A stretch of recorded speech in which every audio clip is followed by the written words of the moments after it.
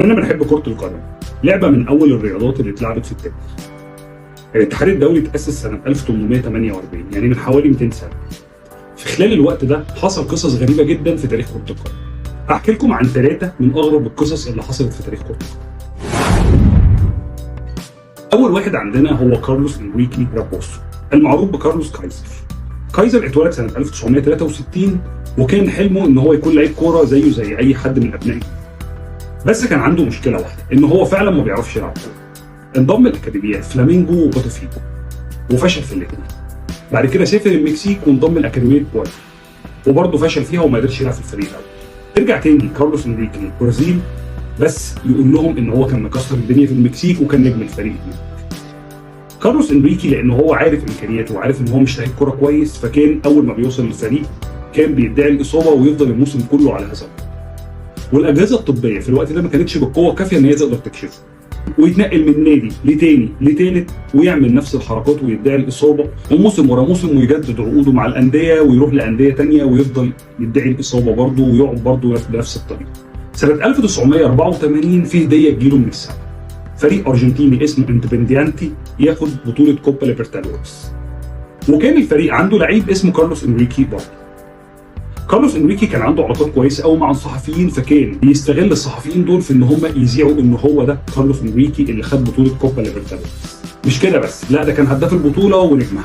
ده بيخلي الانديه بتتهافت عليه عشان تتعاقد معاه، ومجرد ان هو يتعاقد مع النادي يرجع لقصه الاصابات تاني وهكذا. كارلوس إنريكي يسافر لفرنسا ويجرب اول تجربه احترافيه لاوروبا ويلعب في فريق اجاكسيو، ومجرد وصوله لفريق اجاكسيو بيعمل نفس الحركات تاني ويدعي الاصابه ويقعد الموسم كله ما بيلعبش كوره برضه. سنة 1992 كارلوس إنريكي حس إن القصة قربت تتكشف، فهنا يقرر الاعتزال. بعد 12 سنة لعب فيهم كورة ما لعبش ولا ماتش رسمي ولا ماتش ودي ولا ماتش من الأساس.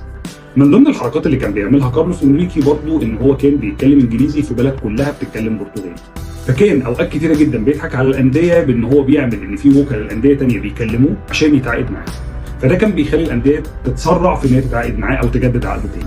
كارلوس إنريكي كشف بنفسه كل اللي حصل ده في كتاب سماه كايزر ذا جريتست فوتبولر نيفر بلاي فوتبول، واتعمل عنه فيلم وثائقي ونزل على نتفليكس. تاني قصة معانا هي قصة الحكم جرهام بول في كأس العالم 2006 اللي اتلعب في ألمانيا، مباراة ما بين أستراليا وكرواتيا.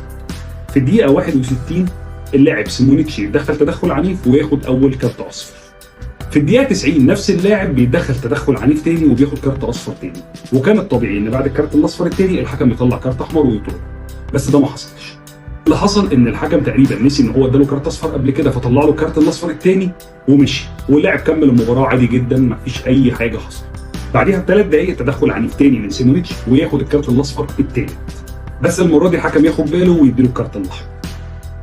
المباراة انتهت 2-2 ما بين استراليا وكرواتيا، والحكم بعد المباراة قرر اعتزال التحكيم الدولي، وطبعا كانت فضيحة كبيرة ومعروفة لحد دلوقتي. ثالث قصة معانا حصلت سنة 1945 ومباراة ما بين الأرسنال ودينامو موسكو. المباراة اتلعبت على ملعب الأرسنال والأجواء كانت ضبابية جدا، ووصلت لمرحلة انعدام الرؤية تماما. الحكم عاند وقرر ان هو ما يلغيش المباراة او يأجلها والماتش يتلعب زي ما هو. طب ايه اللي حصل بسبب انعدام الرؤية؟ فريق دينامو موسكو يعمل اول تغيير وينزل اللاعب الملعب، بس اللاعب اللي المفروض يطلع يفضل في الملعب. المدرب لاحظ الموضوع ده فقرر ان هو يعمل كده في التغيير الثاني والثالث، ودينامو موسكو يلعب ب 15 لاعب في الملعب ومحدش واخد باله تماما. فريق الارسنال يعديها بالسهل؟